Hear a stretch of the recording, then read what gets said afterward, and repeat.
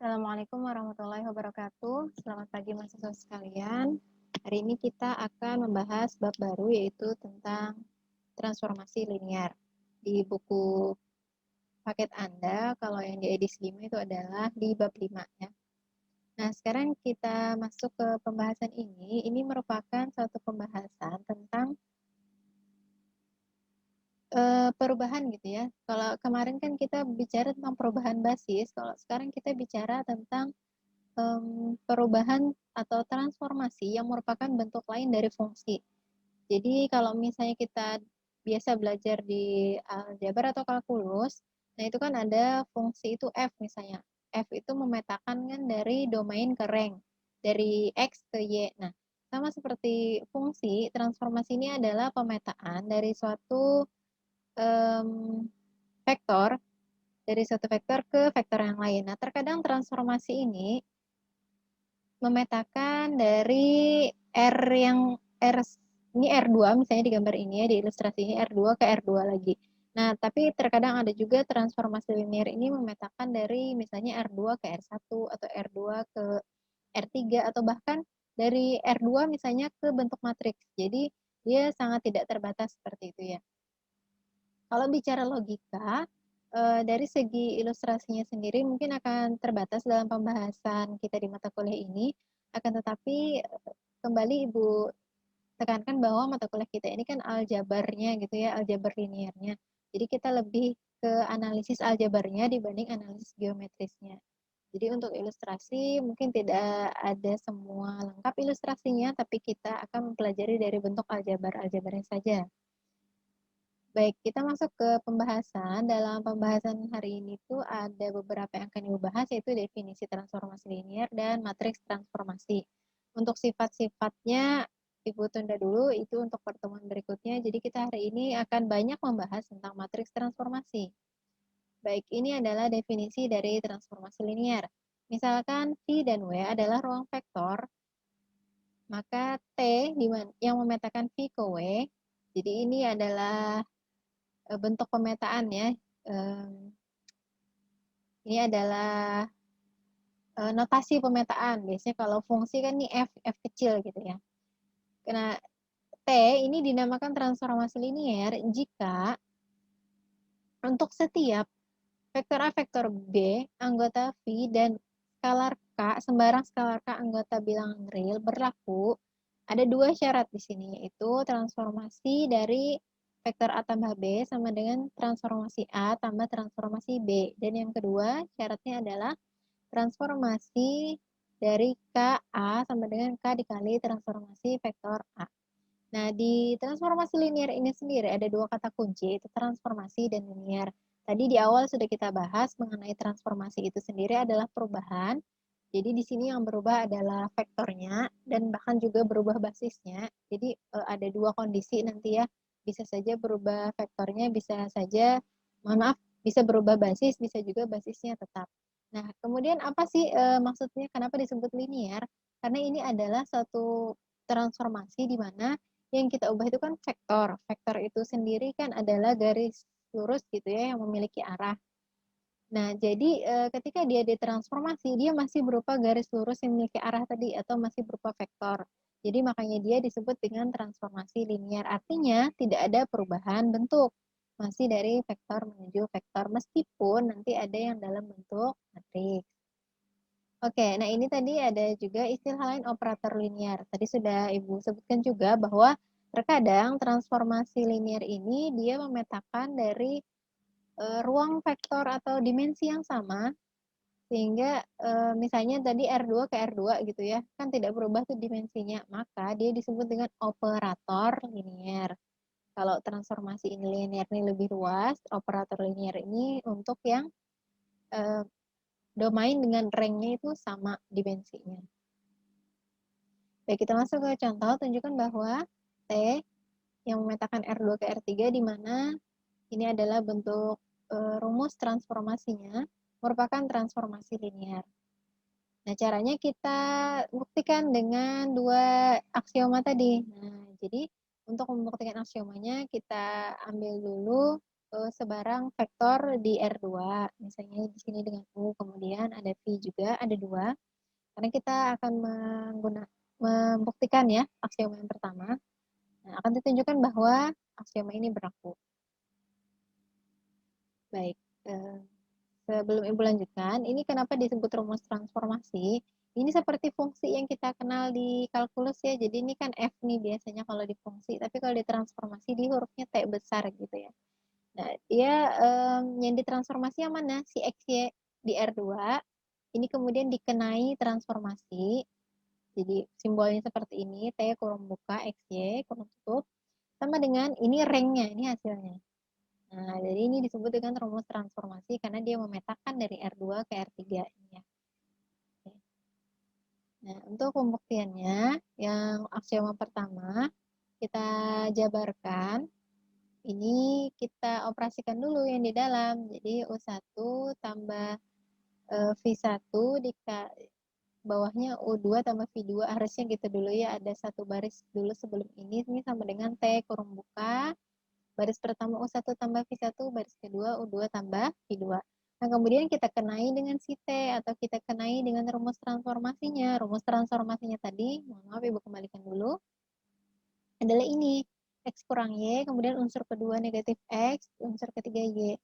Baik, yang pertama X kurang Y, jadi U1 tambah V1 dikurang U2 tambah V2. Kemudian ini negatif X tadi ya, atau negatif dari U1 tambah V1, dan yang unsur ketiga adalah Y-nya saja, atau U2 tambah V2. Kemudian dari sini kita operasikan, yang kedua ini didistribusi negatif satunya. Nah, berikutnya kita pisahkan. Di sini manipulasi ya. Di sini akan kita pisahkan mana yang memuat U, mana yang memuat V, sehingga diperoleh hasil seperti ini. Unsur yang pertama atau matriks yang pertama, U1 kurang U2, negatif U1 dan U2.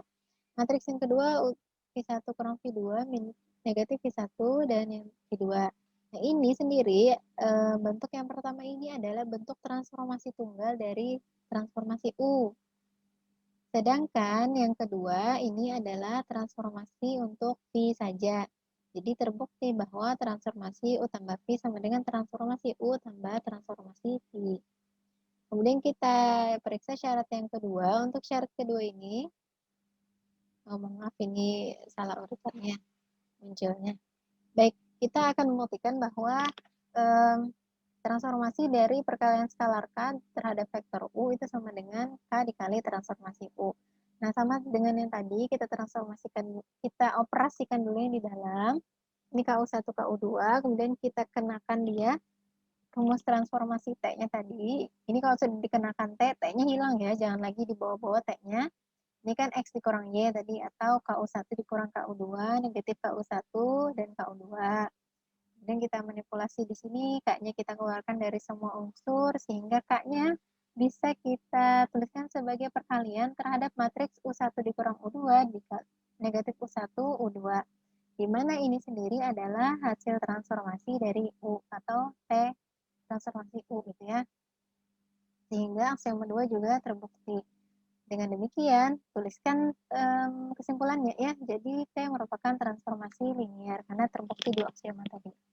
Nah, kemudian ini adalah contoh yang lainnya, tidak akan Ibu jabarkan dengan secara detail. Silahkan Anda baca-baca di bahan tayang ataupun Anda bisa pause di video ini. Intinya adalah, kalau tadi kita kan R2 ke R3, ini adalah contoh lain di mana dia asalnya mohon maaf, asalnya matriks M2 kali 2, ukurannya 2 kali 2, matriks tujuh sangkar, dipetakan atau ditransformasi ke R1. Jadi asalnya unsurnya gini ya, matriks A1, A2, A3, A4 akan ditransformasi menjadi R1 atau bilangan tunggal ya. Nah, bilangan tunggalnya itu bagaimana? Dia itu nilai determinannya sendiri. Nah, kita lihat di sini. Determinan itu kan nilai tunggal sebenarnya ya, meskipun ini adalah rumus umumnya gitu, kelihatan kompleks, tapi ini kan nilainya tunggal. Nah, determinan itu kan ini ya, perkalian silangnya. Nah, sehingga di sini bisa dilihat katanya bahwa di aksioma 2 ya, dia tidak terbukti. Oke, sehingga ini bukan transformasi linear. Silakan disimak lebih lanjut maksudnya disimak lebih mendalam contoh ini ya, sampai dibaca-baca. Nanti kalau ada yang ditanyakan silakan disampaikan di grup. Kemudian ini adalah perubahan atau transformasi dari polinom orde 2 ke R2. Maaf, ini harusnya dituliskan sebagai indeks di atas ya, R2-nya. Kalau ini polinom itu biasanya indeksnya di bawah. Nah, ini berhubung salah ketika mau input, jadi seperti ini gini ya. Oke, ini bisa Anda lihat semua, mahasiswa Ibu sekalian bisa lihat di sini ya. Transformasinya ini adalah polinom orde 2. Ibu ulangi sedikit, polinom orde 2 artinya dia pangkat tertingginya adalah pangkat 2 si X-nya. Berubah menjadi R2 gitu ya. Jadi ada dua unsur ini sudah masuk dimensi 2. Pertanyaannya apakah T merupakan transformasi linear? Kemudian tentukan T dari 1 tambah X tambah X kuadrat. Sebagai gambaran umum saja, untuk yang A kita menjawabnya dengan cara membuktikan dua aksioma tadi. Silahkan disimak juga bagaimana penyelesaiannya dan ditanyakan jika ada yang masih belum jelas. Kemudian bagian kedua, ini kita tinggal substitusi saja ke dalam sini ya. Ini kan bisa dilihat bahwa A sama dengan 1, B sama dengan 1, dan C sama dengan 1. Sehingga dimasukkan ke sini, maka didapatkan hasilnya. Jadi A dan B ini tidak berkorelasi ya. Jadi kalau A bisa jawab belum selesai ya tetap saja B Anda bisa jawab ya. Oke, ini sudah bisa dilihat di sini. Baik, itu hasilnya. Nah, kemudian ini adalah bahasan yang sangat penting dalam transformasi linear, itu matriks transformasi. Tolong jangan tertukar antara matriks transformasi dengan matriks transisi ya. Mudah-mudahan masih ingat ya matriks transisi itu apa, dan sekarang kita akan masuk ke bahasan matriks transformasi. Baik, suatu transformasi linear T yang memetakan V ke W dapat direpresentasikan dalam bentuk perkalian matriks. Jadi, kalau tadi kita melihatnya dia dalam bentuk rumus atau seperti ini transformasi terhadap U, maka matriks transformasi ini menyatakan transformasi tadi sebagai perkalian dua buah matriks, yaitu matriks A dikalikan dengan matriks U atau vektor U seperti itu ya. Sehingga A ini sendiri disebut dengan matriks transformasi. Baik, misalkan suatu transformasi linear dinyatakan sebagai perubahan dari R2 ke R3, definisinya seperti ini. Nah, kita akan menuliskan matriks transformasinya. Nah, kalau ini rumus transformasi, sekarang kita akan menuliskan matriks transformasinya. Baik, ini adalah perubahan dari rumus transformasi tadi. Ini rumus transformasi ya. Nah, sekarang ruas titik atau suku yang ruas sebelah sini ya, yang sebelah paling kanan ini dari mana cara mendapatkannya? Ini secara intuitif kita memisahkan XY atau matriks XY dengan matriks perkaliannya. Jadi ini kalau dikembalikan sebenarnya sama. Jadi kan unsur pertama adalah baris pertama kali kolom XY ya. Ini kan berarti X kurang Y samanya. Kemudian negatif 1, 0 dikalikan XY, maka negatif X saja. Kemudian 01 dikali XY, maka hasilnya Y saja. Jadi ini masih bersifat sederhana, bisa kita uraikan seperti ini. Ini juga keterampilan ini akan sering digunakan, jadi mohon diperhatikan baik-baik. Nah, sehingga matriks transformasinya bisa kita temukan ini. Ya, langsung ini. 1 negatif 1, negatif 1, 0, 0, 1. Oke, sudah ya. Itu yang pertama, kemudian ini latihan. Nah, berikutnya Ibu akan bahas di bahan tayang yang kedua. Masih pembahasan tentang matriks transformasi.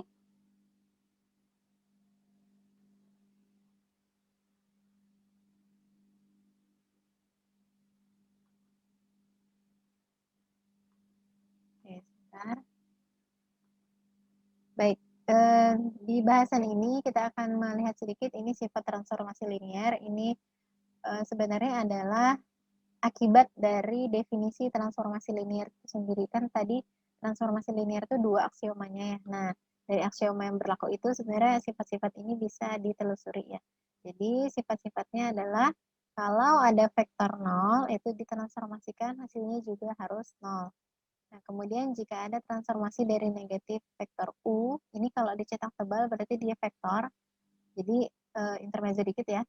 Kalau misalnya penulisan vektor itu kadang ada yang menuliskan dengan garis di atas huruf, dan ada juga yang menuliskannya sebagai huruf tebal, dan di buku kita biasanya dengan huruf tebal seperti ini. Baik, transformasi dari negatif U adalah negatif dari transformasi U. Dan yang terakhir adalah transformasi U dikurang V sama dengan transformasi U dikurang transformasi V. Nah, ini yang akan kita bahas lebih dalam.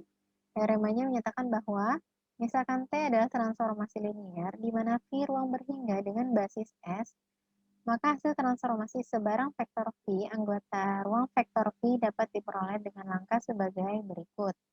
V dinyatakan sebagai kombinasi linear dari basis-basis yang membentuk ruang vektor V, K1 V1 tambah K2 V2 tambah dan seterusnya sampai dengan Kn Vn. Nah, kemudian kedua ruas ini kita transformasikan. Tadi kan berdasarkan aksioma dan sifat dari transformasi linear, ini sebelah kiri tidak masalah yang ruas kiri. Nah, ini kalau kita transformasikan keseluruhan, dia sama saja dengan kita pisah-pisah transformasinya ya, tapi dijumlahkan tetap. Kalau jumlah ya tetap tambah ya, tambah tetap tambah maksudnya.